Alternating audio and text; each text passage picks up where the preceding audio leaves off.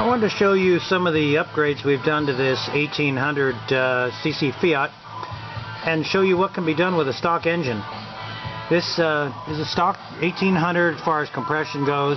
We just upgraded it with our 284 camshafts and the 123 ignition, and it's got a 3236 DFEV carburetor on it. It also features our lightweight flywheel, aluminum crank pulley, and our electric water pump kit. And all these features, even though they're all bolt-on, let this engine perform really well. So I kind of wanted to focus on the electric water pump right now. This is pretty easy installation. It replaces a stock water pump. It's a unit by Davies Craig out of Australia, and it's designed to cool a motor up to about 2.4 liters. So plenty big enough for this. This car happens to also be equipped with an aluminum radiator, but the system will work fine with your stock radiator as long as the radiator flows well and is not clogged up. So a couple good features about this pump is when you turn the key on, it starts circulating water very slowly. It lets the engine warm up gradually so that you don't get hot spots in the engine. You no longer run a thermostat when you have the electric water pump in. So bleeding the system's really easy. You just turn the key on, watch the water circulate and fill it up, and you're done. No more problems like with the old thermostats that trapped air in them on the Fiats. So we've also used our billet aluminum water outlet on this one to make the heater hook up real easy. The billet aluminum water outlet's not included in the kit, but we sell that separately if you want to use our upgraded unit. So I'll start the car now. It hasn't been started yet today, and I'll also show you the controller inside. Now we're still doing upgrades to the interior on this car, so we don't have the dash cluster in it, and you'll notice that the interior is partially disassembled still. But I wanted to show you how this performs anyway. So we've mounted the controller under the dash, and this is programmable. You set the temperature where you'd like the car to run. I'll get the ignition fired up right now, and you'll see the face of it. And you can set the temperature for at 10-degree intervals. And what this will do, it'll ramp up the water pump speed as the engine gets up to temperature, so it'll try to maintain the temperature that you've set.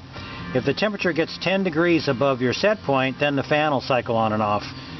And the unit does control the fan also, so you don't use the old fan switch that's in the bottom of the radiator. So this car hasn't been started yet today. It's a pretty warm day here in Southern California, over 90 degrees already.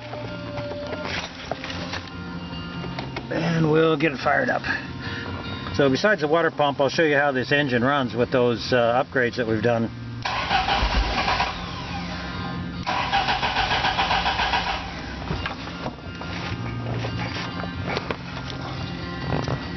Okay, a couple pumps of the gas pedal.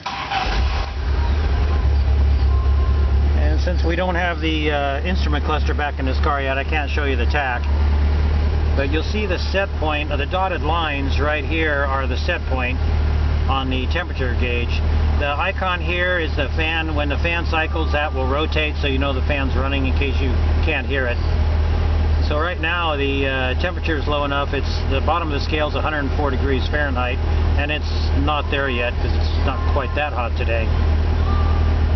We've put in a number of these water pumps, and they'll easily maintain temperature of 180 degrees on the hottest days. We've done test runs up and down the mountains near us in 100-degree weather, and it's maintained 180 degrees all the time. So your stock temperature gauge on the dash will still work, but this controller under the dash is probably a little more accurate than that stock temperature gauge. So while the engine's warming up, I'll show you the features and how the car runs. And the lightweight parts that I mentioned, the flywheel and the crank pulley, and especially the water pump without a load on the engine, just let this engine rev like crazy. So even though this is a stock 1800, it performs like a much bigger performance engine.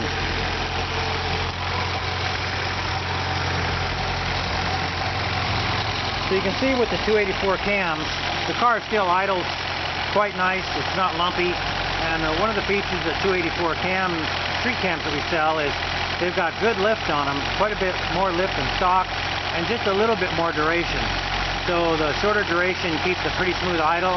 These cars will still pass smog checks here in California with these cams, and they really perform well.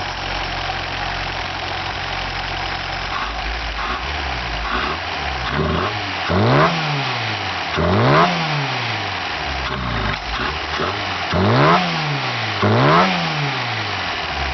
got a little hesitation because the choke's still on, the engine's obviously not warmed up yet, but you can see how easily it runs. When you take that load off the engine from the water pump, and then the rotating weight is lessened with the billet crank pulley and the billet flywheel, it lets these engines rev very quickly.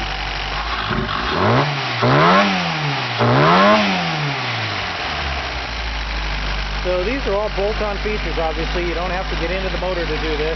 The biggest swap would be the camshafts where the cam housings come off, but you're not touching the short block or even taking the head off the car to do these.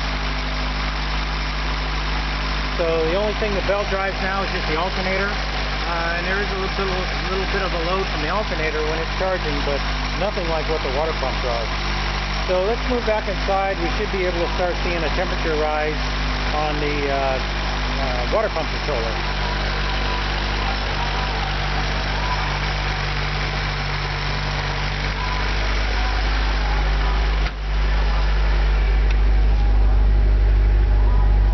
So as you can see, we're up to about 140 degrees.